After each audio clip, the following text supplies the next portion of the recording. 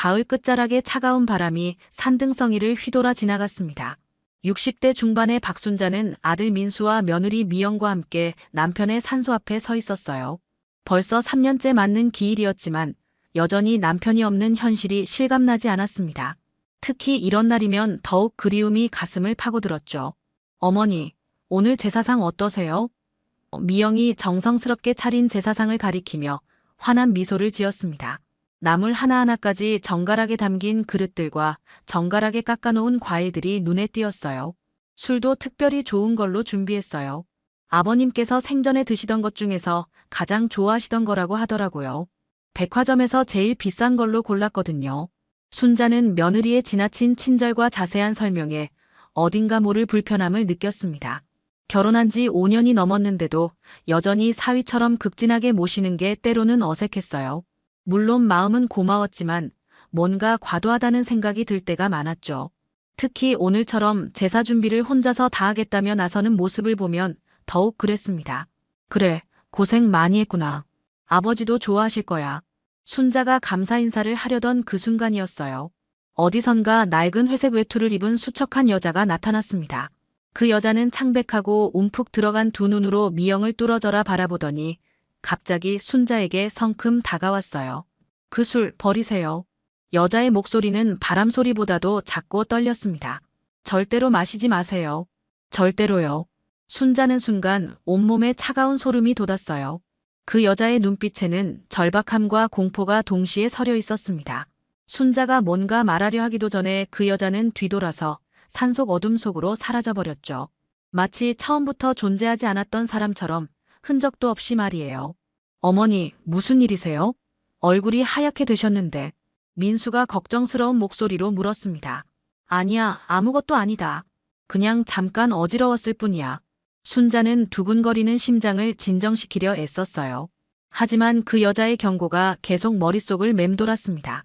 제사상 위에 술병이 갑자기 불길하게 보였고 미영의 환한 미소마저 어딘지 섬뜩하게 느껴졌죠. 제사 순서가 시작되었습니다. 미영이 조심스럽게 술을 따르는 모습을 보며 순자는 계속해서 그 여자의 경고가 머릿속을 떠나지 않았어요. 그 술 버리세요. 절대로 마시지 마세요. 그 절박했던 목소리가 귓가에 맴돌았습니다. 아무리 생각해봐도 그 여자의 표정은 단순한 미치광이의 그것이 아니었어요. 너무나 절실하고 간절했던 눈빛이었죠. 마치 무언가 끔찍한 일을 막으려고 애쓰는 사람의 표정이었습니다. 어머니, 이제 술잔을 올려드릴게요. 미영이 정성스럽게 따라놓은 3개의 술잔을 가리키며 말했습니다. 순자는 그 술잔들을 바라보며 가슴이 두근거렸어요. 특히 미영이 자신에게 건네준 술잔을 보니 이상하게 불안한 기분이 들었습니다. 술의 색깔도 평소와 다른 것 같고 냄새도 조금 이상한 것 같았어요. 아니면 자신이 너무 예민해진 건지도 모르겠지만요. 혹시 모를 일이니까, 정말 혹시 모를 일이니까. 순자는 망설이다가 미영이 화장실에 간 사이를 틈타 재빨리 행동했어요. 주위를 살피고 나서 자신의 잔과 며느리의 잔을 바꿔놓았습니다. 손이 떨렸지만 최대한 자연스럽게 위치를 바꿨죠. 잔을 바꾸면서도 마음 한편으로는 자신이 하는 일이 과연 옳은 일인지 의문이 들었어요. 이러면 괜찮겠지. 그냥 혹시나 해서 하는 일이야. 순자는 스스로를 달래며 생각했습니다. 아마 그 여자는 정신이 좀 이상한 사람일 거라고, 산에서 혼자 지내다 보니 이상한 소리를 하는 거라고 애써 합리화했어요. 하지만 가슴 깊은 곳에서는 계속 불안감이 맴돌고 있었습니다. 화장실에서 돌아온 미영은 아무것도 눈치채지 못한 듯 평온한 표정이었어요. 제사상에 절을 올리고 향을 피우는 동안 순자는 계속 술잔을 힐끔힐끔 쳐다봤습니다. 과연 자신이 한 일이 옳은 일이었을까 하는 의심과 함께 혹시 미영이 눈치챘을까 하는 걱정도 들었어요. 하지만 미영은 여전히 정성스럽게 제사를 지내고 있었습니다. 제사 의식을 마치고 드디어 술을 나누어 마실 시간이 되었습니다. 순자는 긴장한 마음으로 술잔을 들려고 했어요. 심장이 빠르게 뛰었고 손에 식은땀이 났습니다. 그런데 바로 그 순간 미영이 자신의 잔을 손에 들더니 살짝 미소를 지으며 말했어요. 저는 좀 속이 안 좋아서요, 어머니. 요즘 소화가 잘 안 되거든요. 아침부터 속이 쓰려서 약도 먹었는데 별로 나아지지 않네요. 술을 마시면 더 아플 것 같아서요. 대신 남편이 마실게요. 미영의 목소리는 여전히 상냥하고 자연스러웠습니다. 그 순간 순자는 충격적인 장면을 목격했어요. 미영이 자신이 들고 있던 잔을 단순히 민수에게 건네주는 것이 아니라 민수가 들고 있던 잔과 슬쩍 바꿔서 넘겨주었던 겁니다. 너무나 자연스럽고 빠른 동작이어서 민수는 전혀 눈치채지 못했어요. 마치 수많은 연습을 통해 완벽하게 익힌 동작 같았습니다. 순자는 그 순간 온몸이 얼어붙는 것을 느꼈어요. 자신이 바꾼 잔을 미영이 다시 바꾼 것이었습니다. 성묘를 마치고 돌아오는 길, 순자는 뒷좌석에 앉아 계속해서 불안한 마음을 달래려 애쓰고 있었습니다. 혹시 자신이 너무 예민하게 반응한 건 아닐까 하는 생각과 함께 그 여자의 경고와 미영의 이상한 행동들이 머릿속에서 계속 맴돌았어요. 특히 술잔을 바꾸는 미영의 그 자연스러운 손놀림이 잊혀지지 않았습니다. 오늘 날씨가 참 좋네요. 아버님도 좋아하셨을 거예요. 미영이 밝은 목소리로 말했습니다. 하지만 순자에게는 그 목소리마저 어딘지 모르게 섬뜩하게 들렸어요. 민수는 운전대를 잡고 조용히 운전하고 있었습니다. 평소보다 말수가 적어 보였지만 제사를 지내고 나면 항상 그랬기 때문에 별로 이상하지 않았어요. 아버지에 대한 그리움 때문이겠거니 생각했습니다. 그런데 시내로 들어서자 민수의 상태가 이상해지기 시작했어요. 처음에는 단순히 피곤해 보이는 정도였습니다. 어깨를 한두 번 으쓱거리더니 목을 좌우로 돌렸어요. 민수야, 괜찮니? 순자가 걱정스럽게 물었습니다. 괜찮아요, 엄마. 그냥 조금 어지러운 것 같은데. 민수의 목소리에 힘이 없었어요. 그러더니 갑자기 한 손을 이마에 대고 고개를 흔들었습니다. 시야가 좀 흐릿해지네요. 순자는 가슴이 철렁 내려앉았어요. 설마, 정말 설마 그 술에 뭔가 있었던 건 아닐까요? 미영은 백미러로 민수를 유심히 바라보고 있었는데 그 표정이 걱정스러운 것 같으면서도 어딘지 묘했습니다. 여보, 차 세우고 잠깐 쉴까요? 미영이 제안했지만 민수는 고개를 저었어요. 아니에요. 집까지만 가면 될 것 같은데. 하지만 민수의 목소리는 점점 더 약해지고 있었습니다. 몇 분 후 상황은 더욱 심각해졌어요. 민수가 갑자기 손에 힘이 풀린다며 운전대를 꽉 잡으려 애쓰기 시작했습니다. 차가 좌우로 흔들리더니 중앙선 쪽으로 기울어졌어요. 민수야! 순자가 소리쳤습니다. 손에 힘이 안 들어가요. 시야가 계속 흐려져요. 민수의 얼굴은 창백해져 있었고 식은땀이 이마에 맺혀 있었어요. 미영이 재빨리 운전대를 잡고 차를 길가에 세웠습니다. 여보, 괜찮아요? 어디가 아픈 거예요? 민수는 대답 대신 고개만 흔들었어요. 숨을 가쁘게 쉬고 있었고 손을 보니 미세하게 떨리고 있었습니다. 순자는 즉시 상황의 심각성을 깨달았어요. 병원에 가야겠어. 지금 당장. 순자가 단호하게 말했습니다. 네, 어머니. 바로 응급실로 가요. 미영이 동의하며 운전석으로 자리를 옮겼습니다. 병원으로 가는 동안 민수의 상태는 더욱 악화되었어요. 의식은 있었지만 계속해서 어지럽다고 했고 손발에 힘이 빠진다고 호소했습니다. 순자는 뒷좌석에서 아들의 손을 잡고 있으면서 계속해서 그 여자의 경고를 떠올렸어요. 그 술 버리세요. 절대로 마시지 마세요. 혹시 정말로 술에 뭔가 들어있었던 건 아닐까요? 그리고 자신이 잔을 바꾼 것을 미영이 알고 있었다면 다시 바꾼 것도 의도적이었던 건 아닐까요? 생각하면 할수록 온몸이 차가워졌습니다. 응급실에 도착했을 때 민수는 거의 의식을 잃을 뻔한 상태였어요. 의료진이 즉시 응급처치를 시작했고 순자와 미영은 복도에서 기다려야 했습니다. 응급실 복도는 차가운 형광등 불빛으로 가득했습니다. 순자는 딱딱한 의자에 앉아 손을 비비며 초조하게 기다리고 있었어요. 시계 바늘이 1시간을 넘어가고 있었지만 의료진으로부터는 아무런 소식이 없었습니다. 민수가 응급실로 들어간 지 벌써 1시간이 넘었는데도 말이죠. 미영은 옆자리에 앉아 있으면서 계속해서 걱정스러운 표정을 짓고 있었습니다. 어머니, 민수 괜찮을까요? 갑자기 왜 이런 일이 생긴 걸까요? 하지만 순자에게는 그 걱정스러운 표정조차 가짜로 보였어요. 뭔가 연기하는 것 같은 느낌이 들었습니다. 모르겠다. 아침에는 멀쩡했는데. 순자는 대답하면서도 계속해서 제사상에서 일어난 일들을 떠올렸어요. 특히 미영이 술잔을 바꾸는 그 순간이 생생하게 기억났습니다. 너무나 자연스럽고 빠른 동작이었어요. 마치 미리 계획된 일처럼 말이죠. 간호사가 나와서 보호자를 부르자 순자와 미영은 서둘러 따라갔습니다. 의사는 심각한 표정으로 검사 결과지를 들고 있었어요. 보호자분이시죠? 의사가 순자를 바라보며 물었습니다. 네, 환자 어머니입니다. 순자가 떨리는 목소리로 대답했어요. 의사는 잠시 망설이더니 입을 열었습니다. 검사 결과가 좀 이상합니다. 혈액 검사에서 몸 안에서 자연적으로 생길 수 없는 화학 성분이 검출되었거든요. 정확히 말하면 독성 물질의 일종입니다. 순자는 머리가 하얗게 변하는 것을 느꼈어요. 독성 물질이라고요? 네. 이런 성분은 음료나 음식 또는 특정 약물을 통해서만 체내에 들어올 수 있습니다. 환자분이 오늘 특별히 드신 게 있나요? 약물이나 술 같은 것 말입니다.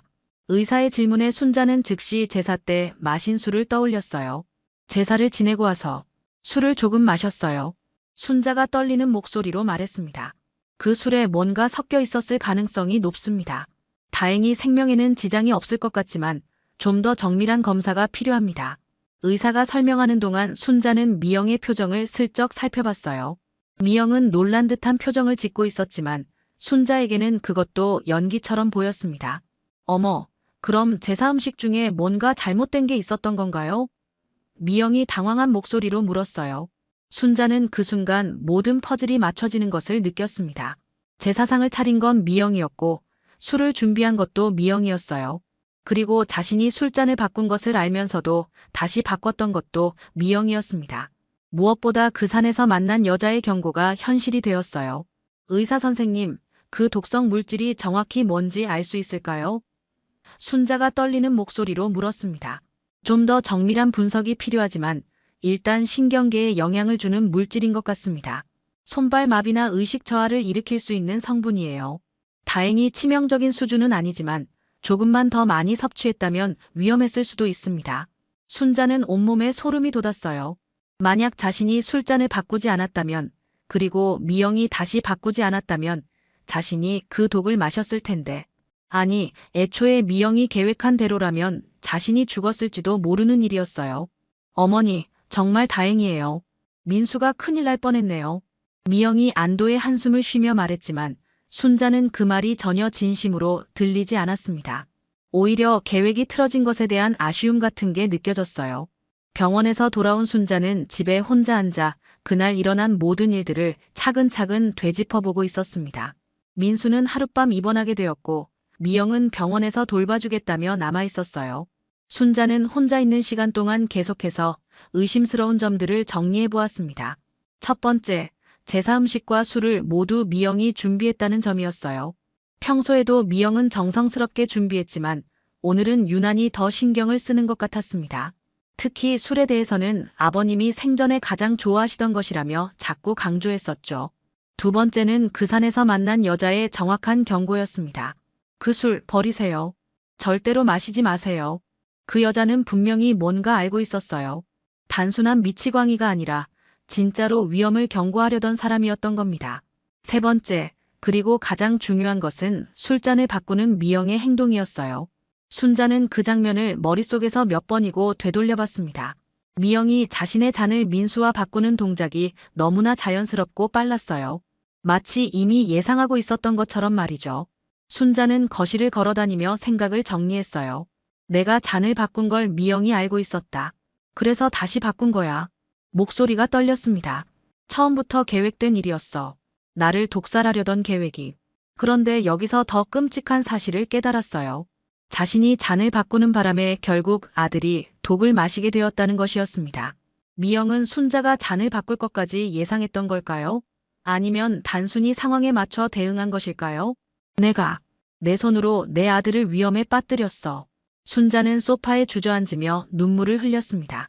자신을 구하려다가 오히려 아들을 해치게 된 것이었어요. 그 죄책감이 가슴을 짓눌렀습니다. 하지만 곰곰 생각해보니 또 다른 가능성도 있었어요. 혹시 미영이 처음부터 민수를 노린 것은 아닐까요? 순자를 먼저 제거하고 나서 민수마저 없애려던 계획일 수도 있었습니다. 생명보험금이나 재산 상속 같은 것 때문에 말이죠. 순자는 미영의 평소 행동들을 되돌아봤어요. 결혼 초기부터 지나치게 친절했던 것, 항상 제사나 집안일에 적극적으로 나서던 것, 그리고 가끔씩 보였던 이상한 미소들. 당시에는 착한 며느리라고 생각했는데 지금 생각해보니 모든 게 계산된 행동이었을 수도 있었어요. 전화벨이 울렸습니다. 병원에서 걸려온 전화였어요. 어머니, 민수 상태가 많이 좋아졌어요. 내일 아침에는 퇴원할 수 있을 것 같다고 하네요. 미영의 목소리였습니다. 그래, 다행이다. 순자는 최대한 평정심을 유지하려 애썼어요. 어머니도 많이 놀라셨을 텐데 푹 쉬세요. 제가 여기서 밤새 지킬게요. 미영의 목소리는 여전히 상냥했습니다. 전화를 끊고 나서 순자는 더욱 확신이 들었어요. 미영의 목소리에서 진짜 안도감이 느껴지지 않았습니다. 오히려 뭔가 아쉬워하는 것 같은 느낌이었어요. 마치 계획이 실패한 것에 대한 아쉬움 같은 것 말이죠. 순자는 결심했습니다. 이대로 넘어갈 수는 없었어요. 진실을 밝혀내야 했습니다. 우선 그 산에서 만난 여자를 다시 찾아봐야겠다고 생각했어요. 그 여자가 미영에 대해 뭔가 더 알고 있을 것 같았거든요. 그리고 미영의 과거도 알아봐야 했습니다. 결혼 전에 어떤 사람이었는지, 다른 남자와 사귄 적이 있는지, 무엇보다 다른 사람을 해친 적이 있는지 말이죠. 다음 날 아침, 순자는 서둘러 산소가 있는 산으로 향했습니다. 민수는 오늘 오후에 퇴원 예정이었고, 미영은 여전히 병원에 있었어요. 이 기회를 놓칠 수 없었습니다. 그 여자를 꼭 찾아서 진실을 들어야 했어요. 산길을 올라가며 순자는 어제 그 여자가 나타났던 곳을 기억해내려 애썼습니다. 남편의 산소에서 조금 아래쪽 큰 소나무 근처였던 것 같았어요. 1시간 넘게 그 주변을 헤매다가 드디어 낡은 회색 외투를 입은 여자를 발견했습니다. 여자는 작은 무덤 앞에 무릎을 꿇고 앉아 있었어요. 순자가 다가가자 여자는 고개를 들어 순자를 바라봤습니다. 어제보다 더 수척해 보였지만 눈빛만은 또렷했어요. 어제 경고해 주신 분이시죠? 순자가 조심스럽게 말을 걸었습니다. 여자는 고개를 끄덕였어요. 술을 마셨나요? 제가 마신 건 아니에요. 제 아들이 마셨어요. 지금 병원에 입원해 있습니다. 순자의 목소리가 떨렸어요. 여자는 깊은 한숨을 쉬었습니다. 역시 그랬군요. 그 아이는 절대 혼자서는 끝내지 않아요. 항상 다음 대상을 준비하죠. 그 아이라고 하시는 게 제 며느리 미영이를 말씀하시는 건가요? 순자가 물었어요. 네. 저는 이춘이라고 합니다. 미영이. 첫 번째 시어머니였어요. 춘희의 목소리는 쓸쓸했습니다. 순자는 깜짝 놀랐어요. 첫 번째 시어머니라고요? 그럼 미영이가 재혼한 거예요? 그렇습니다. 제 아들 정훈이와 결혼해서 3년을 살았어요. 그 3년 동안 미영이는 정말 완벽한 며느리였습니다. 저한테도 정훈이한테도요. 춘희가 무덤을 쓰다듬으며 말했어요. 여기 누워있는 게 제 아들이에요. 순자는 온몸에 소름이 돋았습니다. 어떻게 돌아가신 거예요? 교통사고라고 했어요. 하지만 사고 전날 미영이가 특별한 차를 준비해줬다고 하더라고요. 정훈이가 평소 마시던 차와는 다른 거였는데 그걸 마시고 운전하다가 사고가 났죠. 춘희의 눈에 눈물이 고였어요. 그럼 그때도 독을 탔다는 말씀이세요? 당시에는 몰랐어요. 부검도 제대로 안 했고 단순 교통사고로 처리됐거든요. 하지만 미영이가 재혼한다는 소식을 듣고 나서 의심이 들기 시작했어요. 춘희가 고개를 저었습니다. 그래서 계속 지켜보고 있었던 거예요. 순자는 미영의 과거에 대해 더 궁금해졌어요. 미영이가 재혼 전에 또 다른 남자와 사귄 적이 있나요? 있어요. 대학 동기였다고 하던데 그 남자도 갑작스럽게 사망했어요. 급성 식중독이라고 했죠. 춘희의 말에 순자는 등골이 오싹해졌습니다. 그럼 미영이가 지금까지 3명을 죽인 거예요? 4명이에요. 고등학교 때 사귀던 남자친구도 있었거든요. 그때는 자살이라고 했지만 춘희가 떨리는 목소리로 말했어요. 미영이는 항상 같은 패턴이에요.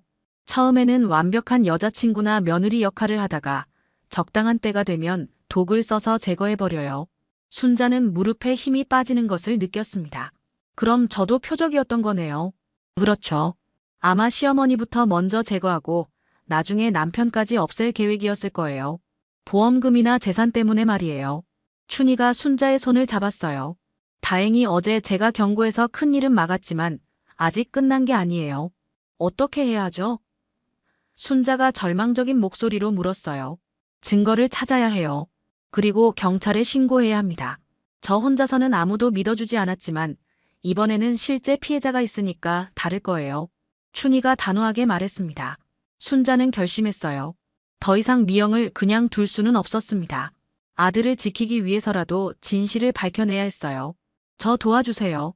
미영이를 막아야 해요. 춘희는 고개를 끄덕였습니다. 그래야죠. 더 이상의 희생자는 없어야 해요. 병원에서 민수가 퇴원하던 날 오후, 순자는 마음을 단단히 먹고 있었습니다. 춘희와의 만남을 통해 미영의 진짜 정체를 알게 된 이상, 더 이상 가만히 있을 수 없었어요. 우선 미영을 떠보기로 결심했습니다. 민수야, 집에 가서 푹 쉬어라. 엄마가 죽 끓여줄게. 순자가 아들의 어깨를 토닥이며 말했어요. 민수는 아직 완전히 회복되지 않아 보였지만 의사는 며칠 더 안정을 취하면 괜찮을 거라고 했습니다. 어머니, 제가 민수 돌볼게요. 어머니도 많이 피곤하셨을 텐데. 미영이 상냥한 미소를 지으며 말했어요. 하지만 순자에게는 그 미소가 이제 가면처럼 보였습니다. 집에 도착한 후 민수는 침실에서 휴식을 취했고 순자는 미영을 거실로 불러냈어요. 이제 진실을 마주할 시간이었습니다. 미영아, 너한테 물어볼 게 있어. 순자의 목소리는 평소보다 차갑게 들렸어요. 네, 어머니. 뭐든지 말씀하세요. 미영은 여전히 밝은 표정이었습니다. 순자는 깊게 숨을 들이쉬고 입을 열었어요. 제사 때 술잔. 내가 바꾼 거 너 알았지? 그 순간 미영의 표정에 미묘한 변화가 스쳤습니다. 하지만 곧바로 당황한 듯한 표정을 지었어요. 어머니, 무슨 말씀이세요? 술잔을 바꾸셨다고요? 연기하지 마라. 나 다 봤어. 순자가 단호하게 말했습니다.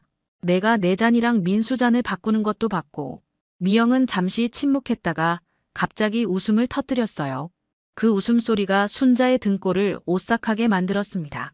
평소의 상냥한 웃음과는 전혀 다른 차갑고 섬뜩한 웃음이었어요. 알았죠? 물론 알았어요. 미영의 목소리도 완전히 바뀌어 있었습니다. 더 이상 공손한 며느리의 목소리가 아니었어요. 어머니가 술잔을 바꾸는 순간부터 다 보고 있었거든요. 순자는 온몸이 얼어붙는 것을 느꼈어요. 그럼 왜 다시 바꾼 거야? 원래대로 돌려놓은 거죠. 어머니가 마셔야 할 술을 민수가 마시게 할 수는 없잖아요. 미영이 비웃듯 말했어요. 아, 아니다. 사실은 상관없었어요. 어차피 둘 다 없앨 계획이었거든요. 순자는 숨이 막히는 것 같았어요. 너 정말로 놀라셨어요? 이제야 알아채시다니. 미영이 소파에 편안하게 기대며 말했어요. 저 나름대로는 정말 완벽한 며느리 역할을 했다고 생각하는데 좀 늦으신 것 같네요. 왜 그런 짓을 했어? 우리가 너한테 뭘 잘못했다고. 순자가 분노에 떨리는 목소리로 소리쳤어요. 잘못한 건 없어요. 단지 제가 필요한 걸 얻기 위해서였을 뿐이에요. 미영이 차갑게 대답했습니다. 어머니부터 먼저 정리하고 그 다음에 민수를 정리할 계획이었거든요. 그럼 이 집도 재산도 보험금도 다 제 것이 되는 거죠. 순자는 미영의 차가운 말투에 소름이 돋았어요. 보험금이라고? 민수 명의로 보험을 들었다는 거야? 당연하죠. 결혼하자마자 했어요. 거액으로요. 미영이 웃으며 말했어요. 그런데 민수는 생각보다 체력이 좋네요. 보통은 한 번에 끝나는데 말이에요. 한 번에 끝난다는 게 무슨 뜻이야? 순자가 떨리는 목소리로 물었어요. 예전 남자들은 다 한 번에 끝났거든요. 민수만 유독 버티더라고요. 미영이 아쉬워하는 듯한 표정을 지었어요. 순자는 춘희가 말했던 것들이 모두 사실이었음을 깨달았습니다. 미영은 정말로 연쇄살인마였던 거예요. 너 지금 자백하는 거야? 순자가 간신히 말했어요. 자백이라기보다는 그냥 이야기해주는 거예요. 어차피 어머니도 곧 없어질 텐데 비밀을 가지고 가실 필요는 없잖아요. 미영이 가방에서 뭔가를 꺼내려는 순간이었어요. 갑자기 현관문이 열리며 여러 명의 발소리가 들렸습니다. 경찰입니다. 미영의 얼굴이 순간적으로 창백해졌어요. 순자는 안도의 한숨을 쉬었습니다. 춘희가 미리 경찰에 신고를 해둔 것이었어요. 경찰들이 거실로 들어오자 미영은 순간적으로 당황한 기색을 보였지만 곧바로 다시 평소의 상냥한 표정으로 돌아갔어요. 하지만 이미 늦었습니다. 순자와의 대화 내용이 모두 녹음되었고 춘희의 증언과 함께 결정적인 증거가 되었거든요. 미영 씨, 독극물 투여 미수 및 계획적 상해, 시도 혐의로 체포합니다. 형사가 차분한 목소리로 말했어요. 묵비권을 행사할 권리가 있으며 미영은 수갑이 채워지는 순간까지도 웃고 있었습니다. 어머니, 정말 치밀하시네요. 언제 준비하신 거예요? 그 웃음소리가 순자에게는 오싹하게 들렸어요. 너 같은 인간을 그냥 둘 수는 없었다. 순자가 떨리는 목소리로 대답했습니다. 경찰 조사 과정에서 더욱 충격적인 사실들이 드러났어요. 미영은 민수 명의로 5억 원이 넘는 거액의 생명보험을 들어놨을 뿐만 아니라 순자의 재산을 노리고 있었다는 것도 밝혀졌습니다. 또한 춘희의 증언을 통해 과거의 남자친구들을 살해한 혐의도 재수사가 시작되었어요. 며칠 후 순자는 경찰서 유치장에서 미영과 마지막으로 마주했습니다. 미영은 여전히 차분한 표정이었지만 예전에 가면 같은 미소는 더 이상 보이지 않았어요. 후회하지 않아요. 미영이 먼저 입을 열었습니다. 다만 좀 더 조심스럽게 했어야 했나 하는 아쉬움은 있네요. 어떻게 그런 생각을 할 수 있어? 사람을 죽이는 게 그렇게 쉬운 일이야? 순자가 분노에 찬 목소리로 물었어요. 쉽지는 않죠. 하지만 필요한 일이었어요. 저도 살아야 하니까요. 미영의 목소리에는 일말의 후회도 없었습니다. 순자는 미영을 보며 인간이 어떻게 이렇게까지 차가워질 수 있는지 이해할 수 없었어요. 춘희 씨가 맞았어. 너는 절대 혼자서는 끝내지 않는다고 했더라. 아, 그 할머니요? 정말 끈질기시더라고요. 계속 저를 감시하고 있다는 걸 알고 있었어요. 미영이 시큰둥하게 말했어요. 하지만 아무도 믿어주지 않을 거라고 생각했는데 의외로 어머니가 믿어주시더라고요. 당연히 믿었지. 내 아들이 죽을 뻔했는데. 순자의 목소리가 떨렸어요. 미영은 잠시 침묵했다가 말했습니다. 잔을 바꾼 게 정말 아쉬웠어요. 어머니를 먼저 정리하고 천천히 민수를 처리할 계획이었거든요. 너무 급하게 서둘렀나 봐요. 순자는 더 이상 미영과 대화하고 싶지 않았어요. 돌아서려는데 미영이 다시 말했습니다. 어머니, 민수 잘 돌봐주세요.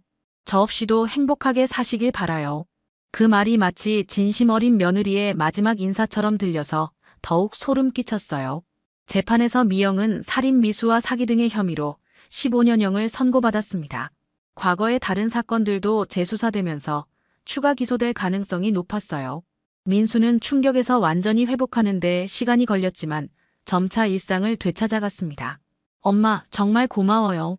엄마가 아니었다면. 민수는 종종 순자에게 고마움을 표현했어요. 몇 달 후 순자는 남편의 산소를 찾았습니다. 이번에는 혼자였어요. 제사상도 간소하게 차렸고 술 대신 물을 올렸습니다. 여보, 내가 지켜냈어. 우리 아들. 순자가 남편의 묘비 앞에서 조용히 말했어요. 힘들었지만 결국 해냈어. 바람이 살랑 불어와 순자의 머리카락을 스쳤습니다. 마치 남편이 잘했다고 말해주는 것 같았어요. 순자는 평화로운 마음으로 집으로 돌아갔습니다. 이제 정말로 모든 것이 끝났어요. 새벽 5시 30분, 알람 소리가 울리기 전에 유하영은 이미 눈을 떴습니다. 27회 동안 몸에 밴 습관이었죠. 원룸 침대에서 몸을 일으킨 하영은 창밖을 바라봤어요. 아직 어둠이 깔린 도시가 조용히 잠들어 있었습니다. 저 멀리 한강이 희미하게 보이는 이곳에서 하영은 혼자 살아가고 있었죠. 세면대 앞에 선 하영의 얼굴은 또래보다 차분해 보였어요. 어린 시절부터 스스로를 돌봐야 했던 탓일까요? 그녀의 눈빛엔 나이에 어울리지 않는 깊은 그림자가 드리워져 있었습니다. 거울 속 자신을 바라보며 하영은 문득 궁금해졌어요. 자신과 닮은 사람이 이 세상 어딘가에 있을까 하고 말입니다. 하지만 이런 생각은 금세 머릿속에서 지워버렸죠. 쓸데없는 상상일 뿐이라고 여기며 간소한 아침을 해결한 후 하영은 가방에 간병 도구들을 챙겼습니다. 체온계, 혈압계, 그리고 늘 지니고 다니는 작은 수첩까지. 그 수첩엔 환자들의 상태 변화와 특이사항들이 빼곡히 적혀 있었어요. 하영은 일에 있어서만큼은 누구보다 꼼꼼했거든요. 지하철 첫 차를 타고 가는 길, 하영은 창문에 비친 자신의 모습을 응시했습니다. 보육원에서 자란 아이들은 모두 비슷한 표정을 갖고 있다고 누군가 말한 적이 있었어요. 무언가를 간절히 찾고 있지만 동시에 포기한 듯한 그런 눈빛 말이죠. 하영 역시 그런 표정을 하고 있을 거라 생각했습니다. 가족이라는 단어가 너무 멀게만 느껴지는 사람들의 표정을. 성한그룹 본사 건물 뒤편에 위치한 특별병동에 도착한 하영은 간호사들과 간단한 인사를 나눴어요. 몇 달 전 이곳에 스카웃되기 전까지 하영은 여러 병원을 전전했었습니다. 간호조무사 자격증만으로는 안정된 일자리를 구하기 어려웠거든요. 그런데 어느 날 갑자기 성한그룹에서 연락이 왔었죠. 회장 전담 간병인을 찾고 있다면서 말입니다. 하영 씨, 오늘도 일찍 오셨네요. 네, 회장님께서 일찍 깨시는 편이라서요. 간호사와 대화를 나누며 하영은 병실로 향했습니다. 복도를 걸으며 문득 이상한 기분이 들었어요. 이곳에서 일한 지 석 달이 넘었는데도 여전히 낯선 느낌이었습니다. 마치 자신이 이곳에 있어서는 안 될 사람인 것처럼 말이죠. 병실 문을 열고 들어서자 침대에 누워있던 백태준 회장이 고개를 돌렸어요. 70대의 나이에도 여전히 날카로운 눈빛을 가진 분이었습니다. 뇌졸중으로 반신불수가 된 지 1년이 넘었지만 그의 위압감은 여전했어요. 아침 드실 시간입니다. 하영이 정중하게 인사하자 백태준 회장은 고개만 끄덕였습니다. 평소처럼 말이 없었지만 오늘따라 그의 시선이 유독 오래 하영의 얼굴에 머물렀어요. 하영은 그런 시선을 느꼈지만 별다른 생각 없이 아침 식사 준비를 시작했죠. 침대 높이를 조절하고 물컵과 약을 준비하는 하영의 손길은 능숙했습니다. 몇 달간 같은 일을 반복하며 익숙해진 동작들이었어요. 하지만 오늘은 왜인지 회장의 시선이 계속 신경 쓰였습니다. 마치 무언가 말하고 싶어 하는 것처럼 보였거든요. 회장님, 어제보다 얼굴색이 좋아 보이세요. 열도 없으시고 컨디션이 많이 좋아지신 것 같아요. 하영이 밝게 말하자 백 회장의 눈가에 미세한 변화가 일었어요. 마치 무언가 말하고 싶지만 참고 있는 듯한 표정이었습니다. 하영은 그런 회장의 모습이 신경 쓰였지만 환자의 컨디션이 좋지 않을 때 흔히 보이는 반응이라고 생각했죠. 뇌졸중 환자들은 종종 감정 기복이 심하게 나타나곤 했거든요. 특히 백 회장처럼 평소 말이 적은 분들은 더욱 그런 경향이 있었습니다. 수저를 들어 죽을 떠먹이려던 하영은 문득 회장의 손을 바라봤어요. 뇌졸중으로 마비된 왼쪽 손이 이불 위에 가만히 놓여 있었습니다. 그 손을 보고 있자니 왠지 모를 안쓰러움이 몰려왔죠. 이렇게 큰 기업을 이군 분이 지금은 누군가의 도움 없이는 아무것도 할 수 없는 상황이니까요. 그런데 그때 병실 문이 거칠게 열렸습니다. 아버지, 안녕하세요. 백설인 이사가 들어왔어요. 40대 중반의 그녀는 언제나 차갑고 도도한 표정을 하고 있었습니다. 명품 정장에 완벽한 메이크업, 그리고 사람을 내려다보는 듯한 시선까지. 하영은 백설인이 올 때마다 위축되는 자신을 느꼈어요. 마치 자신이 이곳에 있어서는 안 될 사람인 것처럼 말입니다. 백설인의 존재 자체가 하영에게는 부담스러웠거든요. 그녀의 시선은 언제나 하영을 경계하고 있었으니까요. 간병인, 잠깐 나가 있어. 아버지와 중요한 얘기가 있으니까. 백설인이 하영을 향해 턱짓했어요. 존댓말도 없이 마치 하인을 부리듯 말하는 그녀의 태도에 하영은 입술을 꾹 다물었습니다. 하지만 아무 말하지 않고 고개만 숙였죠. 보육원에서 자란 하영에게는 이런 대우가 그리 낯설지 않았거든요. 어린 시절부터 늘 누군가의 눈치를 보며 살아왔으니까요. 네, 알겠습니다. 하영이 나가려는 순간 백 회장이 작은 소리를 냈어요. 하는 작은 신음 같은 소리였습니다. 뭔가 말하려는 듯 했지만 결국 입을 다물었어요. 하영은 그런 회장의 모습을 잠깐 바라보다가 병실을 나섰습니다. 복도에 서서 기다리는 동안 하영은 자신도 모르게 가슴이 두근거리는 것을 느꼈어요. 복도에서 기다리는 동안 하영은 병실 안에서 들려오는 목소리를 들을 수 있었습니다. 아버지, 저 간병인 정말 마음에 안 들어요. 자꾸 아버지를 이상하게 쳐다보던데요. 뭔가 불순한 의도가 있는 것 같아서 불안해요. 백설인의 날카로운 목소리가 복도까지 들려왔습니다. 하영은 가슴이 답답해졌어요. 자신이 뭘 잘못했는지 모르겠지만 백설이는 늘 자신을 경계하는 눈빛으로 바라봤거든요.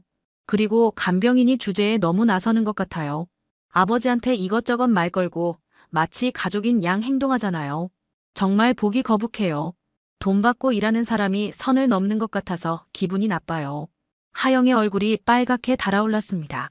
자신은 그저 환자를 정성껏 돌보려 했을 뿐인데 그것마저 잘못된 것일까요? 보육원에서 자란 하영에게는 누군가를 돌보는 일이 자연스러웠어요.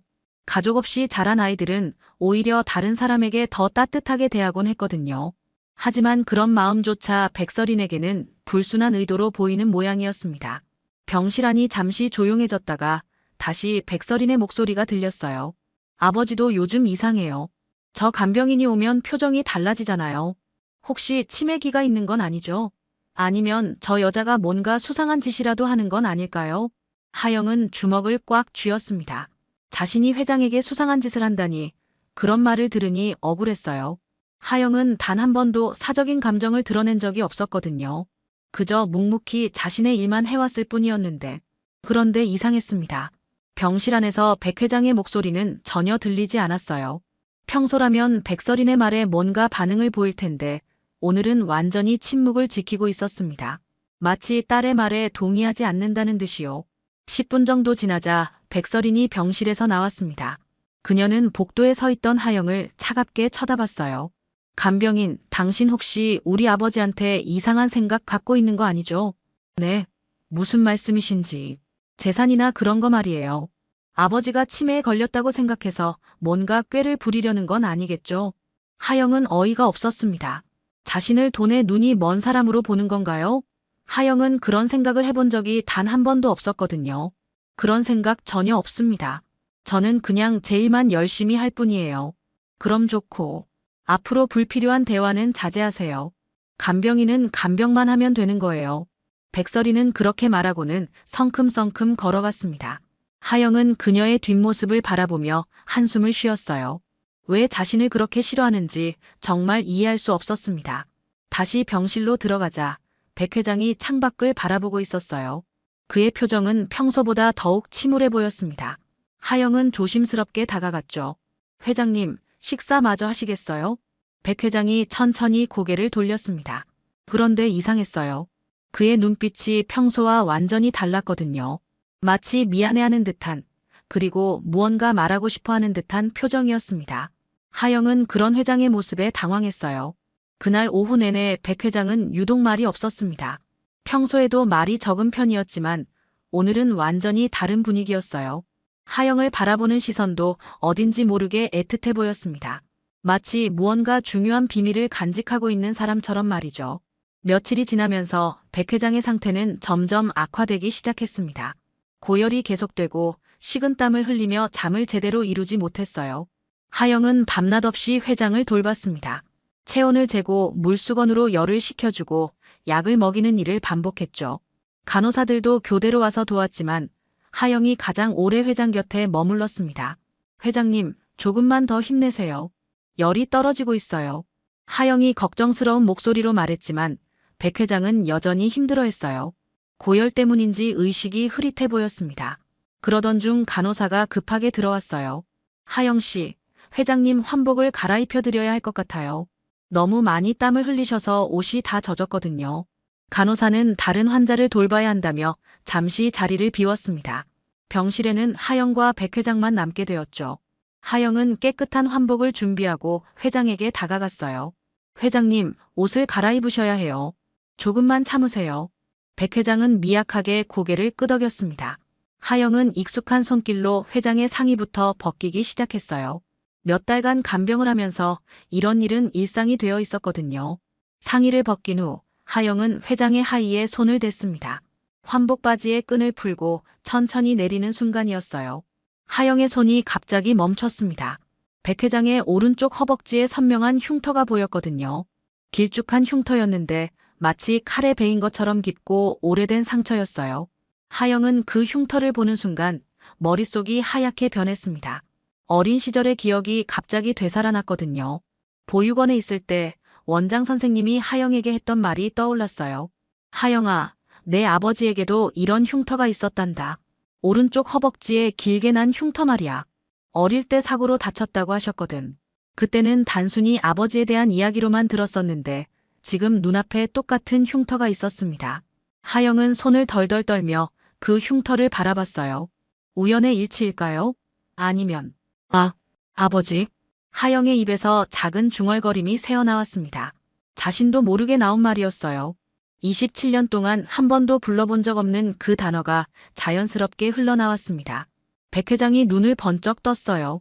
고열에 시달리던 사람이라고는 믿어지지 않을 정도로 또렷한 눈빛이었습니다. 그는 하영을 바라보며 입술을 떨었어요. 뭔가 말하려고 하는 것 같았지만 목소리는 나오지 않았습니다. 하영은 울음이 터질 것 같았어요. 가슴이 미친 듯이 뛰고 온몸이 떨렸습니다. 이 모든 게 꿈이었으면 좋겠다는 생각이 들었죠.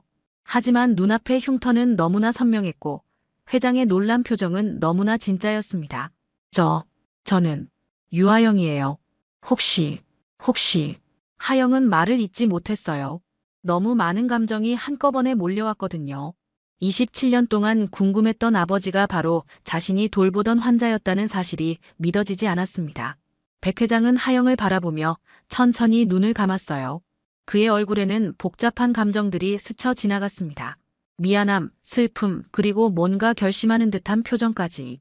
그날 이후로 백 회장은 입을 굳게 다물었습니다. 하영이 무엇을 물어봐도 대답하지 않았어요.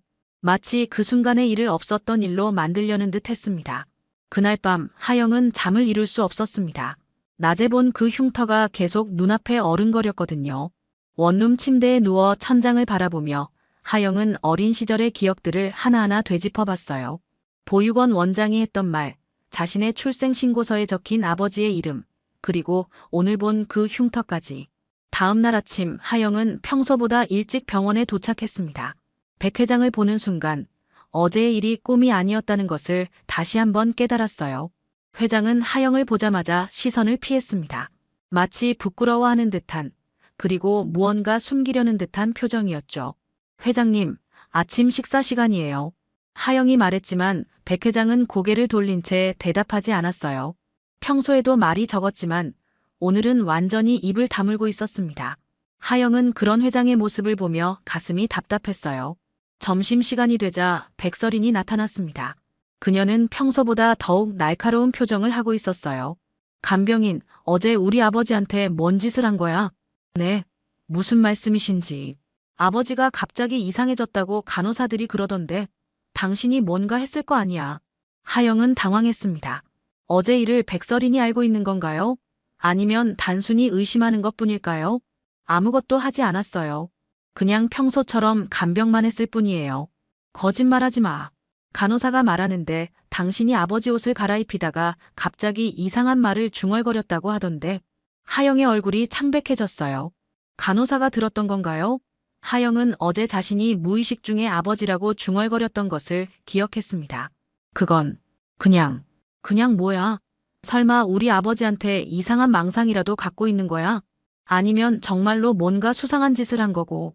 백설인의 목소리가 점점 높아졌어요. 하영은 어떻게 대답해야 할지 몰랐습니다. 진실을 말할 수도 없고 거짓말을 할 수도 없는 상황이었거든요. 그때 백설인이 더욱 화를 냈습니다. 당신 같은 고아 출신이 우리 가족한테 접근해서 뭔가 꿍꿍이가 있는 거지. 아버지 재산이나 노리고 있는 거 아니야? 그런 게 아니에요. 하영이 처음으로 목소리를 높였어요. 자신이 고아라는 것으로 모욕을 당하는 것은 참을 수 없었거든요. 그럼 뭐야? 왜 아버지한테 그런 말을 한 거야? 백설인이 다그치는 순간 병실 문이 열렸습니다. 백 회장의 비서가 들어왔어요. 그는 백설인에게 정중하게 인사한 후 하영을 바라봤습니다. 유하영 씨죠? 회장님께서 잠깐 뵙자고 하십니다. 우리 아버지가. 백설인이 놀라며 물었어요. 며칠째 말을 하지 않던 아버지가 갑자기 누군가를 부른다는 것이 이상했거든요. 네, 회장님께서 직접 지시하셨습니다. 비서는 하영에게 작은 봉투 하나를 건넸어요. 이것도 전해드리라고 하셨습니다. 하영은 떨리는 손으로 봉투를 받았습니다. 봉투는 생각보다 두꺼웠어요. 안에 뭔가 서류 같은 것이 들어있는 것 같았습니다. 뭐야? 그게 뭐야? 백설인이 봉투를 빼앗으려고 했지만 비서가 말렸어요. 죄송합니다. 회장님께서 유하영 씨에게만 전해드리라고 하셨습니다. 하영은 봉투를 꽉 쥐고 병실 밖으로 나갔어요. 복도 끝 빈 휴게실에서 조심스럽게 봉투를 열었습니다. 안에는 한 장의 서류가 들어 있었어요. 서류 상단에는 유전자 검사 결과서라고 적혀 있었습니다. 하영의 심장이 미친 듯이 뛰기 시작했어요. 떨리는 손으로 서류를 펼쳐보니 가장 중요한 부분에 빨간 글씨로 결과가 적혀 있었습니다. 부녀관계 확률 99.998%. 하영은 그 순간 온 세상이 무너지는 것 같았어요. 서류를 든 손이 심하게 떨렸고 숨을 제대로 쉴 수가 없었습니다. 부녀관계 확률 99.998%. 이 숫자가 의미하는 바는 명확했어요. 백태준 회장이 정말로 자신의 아버지라는 것이었습니다. 하영은 휴게실 의자에 주저앉았어요. 27년 동안 궁금해했던 아버지가 바로 자신이 돌보던 환자였다니. 이런 일이 가능한 걸까요? 하영은 혼란스러웠습니다. 기쁨과 분노, 슬픔과 원망이 한꺼번에 밀려왔거든요. 왜 나를 버렸을까? 왜 지금까지 아무 말 없이 있었을까? 이런 생각들이 머릿속을 맴돌았어요. 하영은 서류를 가슴에 꽉 안고 눈물을 흘렸습니다. 어린 시절부터 꿈꿔왔던 아버지와의 만남이 이런 식일 줄은 몰랐거든요. 한참을 그렇게 앉아 있다가 하영은 다시 병실로 향했습니다. 백 회장과 제대로 이야기를 나눠야 했어요. 더 이상 이 상황을 회피할 수는 없었습니다. 병실에 들어서자 백 회장이 하영을 바라보고 있었어요. 그의 눈빛에는 복잡한 감정들이 담겨 있었습니다. 미안함, 죄책감, 그리고 뭔가 간절한 마음까지. 회장님, 아니 아버지. 하영이 떨리는 목소리로 말하자 백 회장의 눈가에 눈물이 맺혔어요. 그는 천천히 입을 열었습니다. 미안하다. 정말 미안하다. 오랜만에 듣는 회장의 목소리였어요. 하지만 그 목소리는 평소와 달리 떨리고 있었습니다. 왜 나를 버리셨어요? 왜 지금까지 아무 말씀 안 하셨어요?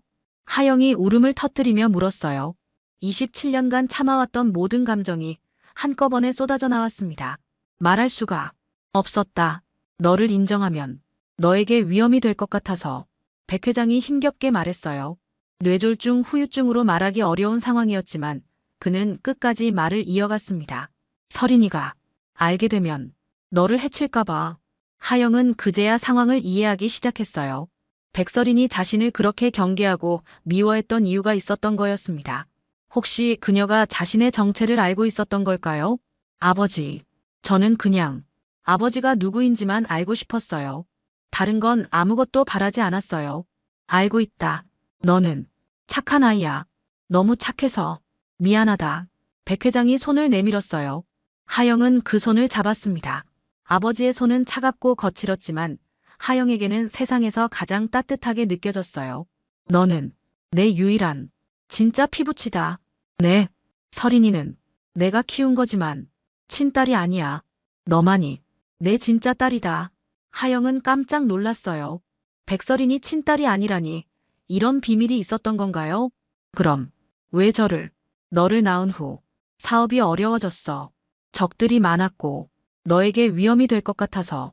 보육원에 백 회장이 말을 잇지 못하고 울음을 터뜨렸어요. 하영 역시 눈물을 멈출 수 없었습니다. 미안하다. 너무 미안하다. 매일 너를 생각했어. 잘 자라고 있는지, 아프지는 않는지. 아버지. 부녀는 그렇게 서로를 바라보며 울었습니다. 27년 만에 첫 만남이었지만 혈육의 정은 거짓말을 하지 않았어요. 하영은 비로소 자신이 누구인지 알게 된 것 같았습니다. 그런데 그때 병실 문이 갑자기 열렸어요. 백서린이 환한 얼굴로 들어서더니 두 사람의 모습을 보고 얼굴이 창백해졌습니다. 이게 무슨 일이야? 백서린의 얼굴은 순식간에 분노로 일그러졌습니다. 그녀는 하영과 백 회장이 손을 잡고 있는 모습을 보고는 믿을 수 없다는 듯 고개를 저었어요. 아버지, 이게 대체 무슨 일이에요? 왜 저런 간병인과. 서린아, 이제 말해야겠다. 백 회장이 힘겹게 입을 열었어요. 그의 목소리에는 결심이 담겨 있었습니다. 하영이는 내 친딸이다. 뭐라고요? 백서린이 비명을 질렀어요. 그녀의 얼굴은 완전히 창백해졌습니다. 말도 안 돼요. 저런 천한 피가 우리 가족이라고요? 아버지, 정신 차리세요. 서린아, 진정해라. 유전자 검사도 이미 끝났어. 백 회장이 차분하게 말했지만 백서린은 더욱 흥분했어요. 유전자 검사요? 언제 그런 걸 했어요? 아버지 상태가 이상하신 것 같으니까 병원을 바꿔야겠어요. 백서린은 하영을 향해 도끼 어린 시선을 던졌습니다. 당신이 뭔 짓을 한 거야? 우리 아버지를 이상하게 만든 게 당신이지. 저는 아무것도. 거짓말하지 마. 분명히 뭔가 꾀를 부린 거야. 고아 출신이 재벌가에 들어와서 상속이나 노리고 있는 거 아니야? 하영은 백서린의 말에 상처받았어요.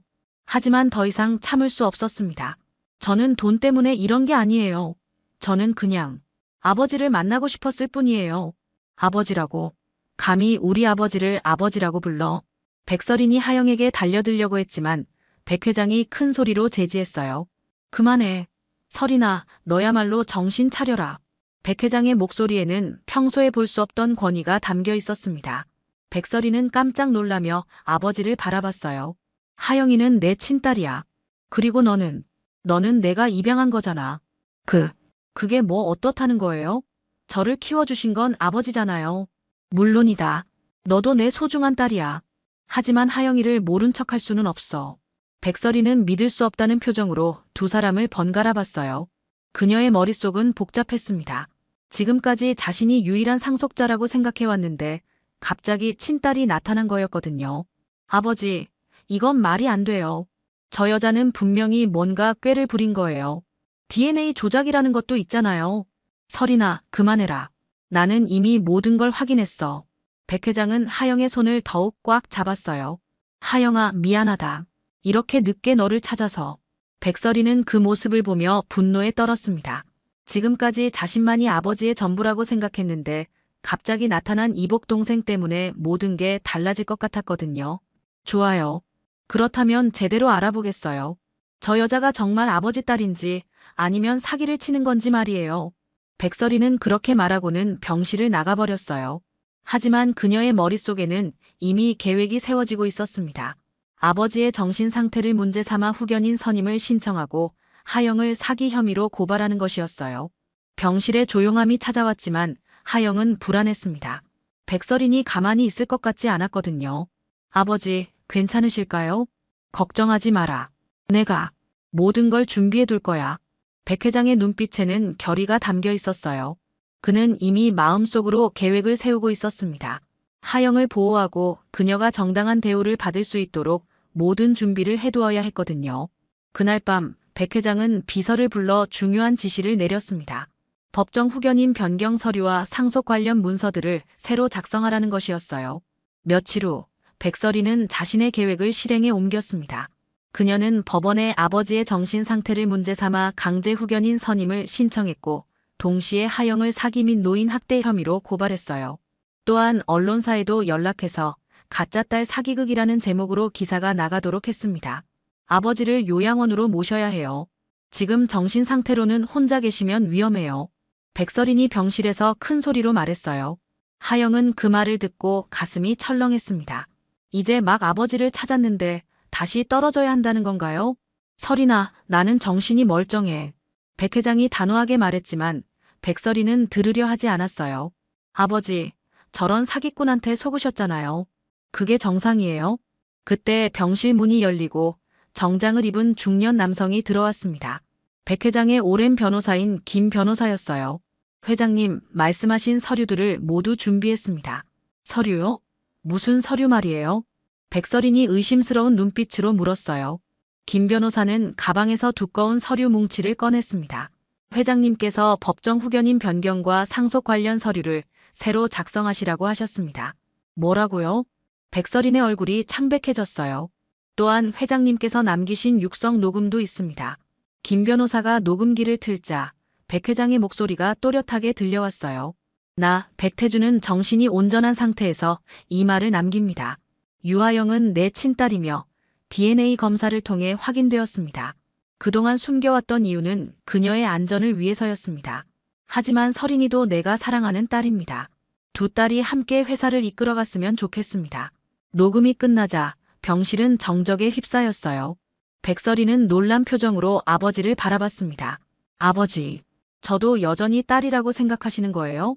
물론이야, 설이나. 너를 키운 것은 내가 아니냐. 혈연이 전부는 아니거든. 백 회장이 따뜻하게 말했어요. 하지만 하영이를 받아들이는 것도 필요해. 우리는 이제 진짜 가족이 될 수 있어. 그때 병실 밖이 소란스러워졌어요. 기자들이 몰려왔던 것입니다. 하지만 이번에는 성한그룹 회장, 친딸과 양딸 모두 인정이라는 제목으로 기사가 나갔어요. 두 딸이 함께 경영하는 성한그룹. 혈연을 넘어선 진정한 가족에. 언론의 반응은 생각보다 긍정적이었습니다. 사람들은 이런 따뜻한 이야기에 감동받았거든요. 백설이는 처음에는 받아들이기 어려워했지만 아버지의 진심을 느끼고 점차 마음을 열기 시작했어요. 하영 역시 백설인을 적대시하지 않았습니다. 둘 다 아버지의 사랑을 받으며 자랄 수 있었으니까요. 언니, 죄송해요. 그동안 너무 심하게 대했어요. 어느 날 백설인이 하영에게 사과했어요. 괜찮아요. 저도 이해해요. 갑자기 나타난 제가 당황스러우셨을 거예요. 하영이 따뜻하게 답했습니다. 앞으로 함께 아버지를 돌봐요. 그리고 회사도 함께 이끌어가요. 백 회장은 두 딸이 화해하는 모습을 보며 행복해했어요. 그의 건강도 놀랍게 회복되기 시작했습니다. 가족의 사랑이 그에게 새로운 힘을 준 거였죠. 1년 후 성한그룹 주주총회장에서 하영과 백설인이 나란히 서 있었어요. 안녕하세요. 저는 백하영입니다. 저는 백설인입니다. 저희 자매가 함께 성한그룹을 이끌어가겠습니다. 박수 소리가 터져 나왔어요. 백 회장은 휠체어에 앉아 두 딸을 바라보며 뿌듯해했습니다. 이제 그에게는 진정한 가족이 생겼으니까요. 혈연으로 이어진 딸과 사랑으로 키운 딸, 두 사람 모두 그의 소중한 가족이었습니다. 하영은 이제 더 이상 혼자가 아니었어요. 아버지도 언니도 있는 완전한 가족이 된 거였습니다.